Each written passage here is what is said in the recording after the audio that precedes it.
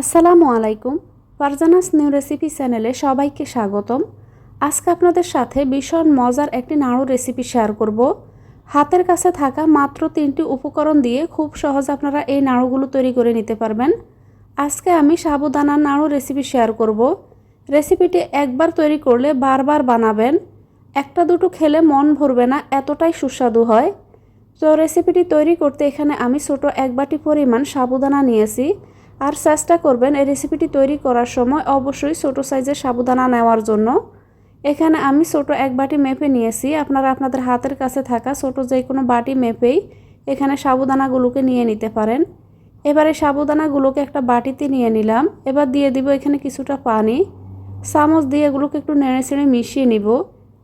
তো মিশিয়ে নিয়ে এবার পানিটাকে আমি সেঁকে ফেলে দিব। হাত দিয়ে ধরলে কিন্তু এগুলো ভেঙে যেতে পারে। সাবুদানাগুলো কিন্তু অনেক বেশি নরম হয়। তো এখানে পানিটাকে সেঁকে আমি পানিটাকে ফেলে দিচ্ছি। ঠিক একইভাবে আবারও সাবুদানার মধ্যে আমি কিছুটা পানি দিয়ে দিব। তো পানিটা দিয়ে আবারও আমি এগুলোকে চামচ দিয়ে একটু মিশিয়ে পানিটাকে সেঁকে ফেলে দিব। তো এখানে এই রেসিপিটি তৈরি করার সময় আমি অবশ্যই আপনাদেরকে সাজেস্ট করব বড় সাইজের সাবুদানা না নিয়ে এরকম ছোট সাইজের সাবুদানা নেওয়ার জন্য। এখানে সাবুদানা থেকে পানিটাকে খুব ভালোভাবে সেঁকে ফেলে দিয়েছি।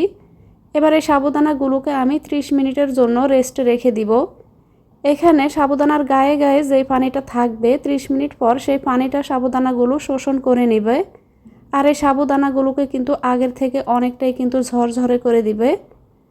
যেহেতু এখানে আমি ছোট সাইজের সাবুদানা নিয়েছি, তাই এগুলো ফুলার জন্য বা এখানে এগুলোকে পারফেক্টভাবে ঝরঝরে করার জন্য এক্সট্রা কোনো পানি দেওয়ার প্রয়োজন নেই। পানিটাকে খুব ভালোভাবে সেঁকে নিয়ে 30 মিনিটের জন্য রেখে দিবেন। এবার হাত দিয়ে এগুলোকে একটু ঝরঝরে করে নিচ্ছি। এবার এগুলোকে আমি একটা সাইডে রেখে দিচ্ছি। চুলায় একটা ফ্রাই প্যান বসিয়ে তাতে দিয়ে দিব 1.5 টেবিল চামচ পরিমাণ ঘি। তো ঘিটা গলে যাওয়া পর্যন্ত অপেক্ষা করব। এবার এখানে আমি সাবুদানাগুলোকে দিয়ে দিব। সাবুদানাগুলোকে এখানে রান্না করতে বসানোর আগে কিন্তু অবশ্যই হাত দিয়ে এগুলো যদি দলা পেকে থাকে সেই ক্ষেত্রে কিন্তু দলাগুলোকে ছাড়িয়ে নিতে হবে। এবার এগুলোকে অনবরত নেড়ে চেড়ে মিশিয়ে নেব।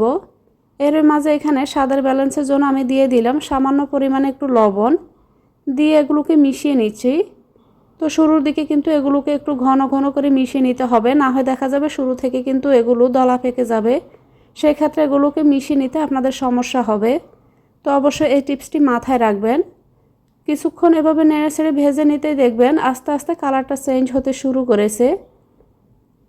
চুলার আঁচটা আমি শুরুর থেকে এখানে মিডিয়াম টু লো হিটে রেখেছি।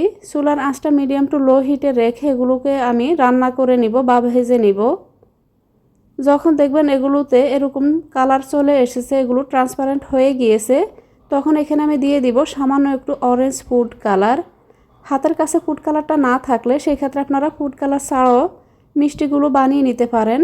তো এখানে আমি 1 বাটি পরিমাণ সাবুদানা নিয়েছি, তার সঙ্গে এখানে আমি হাফ বাটি পরিমাণ চিনি দিয়ে দিলাম।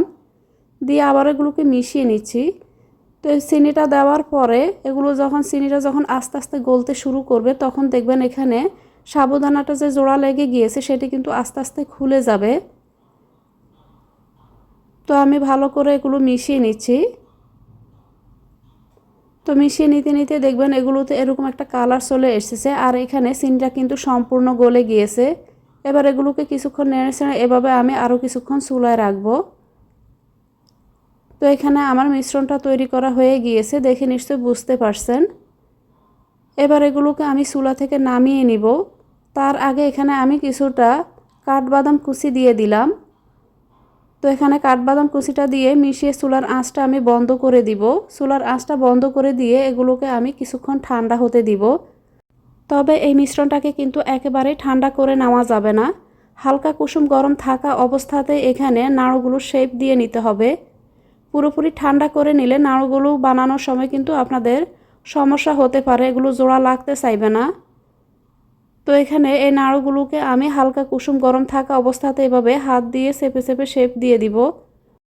এখানে আপনারা আপনাদের পছন্দ মতো নাড়ুগুলোকে বড় বা ছোট করে শেপ দিয়ে নেবেন। তো এখানে সবগুলো নাড়ু এরকম সাইজের আমি গোল করে বানিয়ে নিব। তো আরও একটি নাড়ু বানিয়ে আপনাদেরকে দেখিয়ে দিচ্ছি। নাড়ুর এই মিশ্রণটাকে যদি আপনারা পারফেক্টভাবে বানিয়ে নেন, সেক্ষেত্রে আপনারা নাড়ুগুলোকে পারফেক্টভাবে শেপ দিয়ে কিংবা এখানে গোল করে খুব সহজে নিয়ে নিতে পারবেন। তো একইভাবে আমি এখানে বাকি সবগুলো নাড়ু তৈরি করে নিব। এভাবে নাড়ুর এই রেসিপিটি বাসায় একবার হলেও ট্রাই করে দেখবেন। যদিও এই নাড়ুগুলোতে টোটালি কোনো দুধ ব্যবহার করা হয়নি, তারপরেও কিন্তু নাড়ুগুলো খেতে অসাধারণ হয়েছে। রেসিপিটি ভালো লাগলে প্লিজ চ্যানেলটিকে সাবস্ক্রাইব করতে ভুলবেন না। আল্লাহর কাছে সবার সুস্থতা ও মঙ্গল কামনা করে বিদায় নিচ্ছি।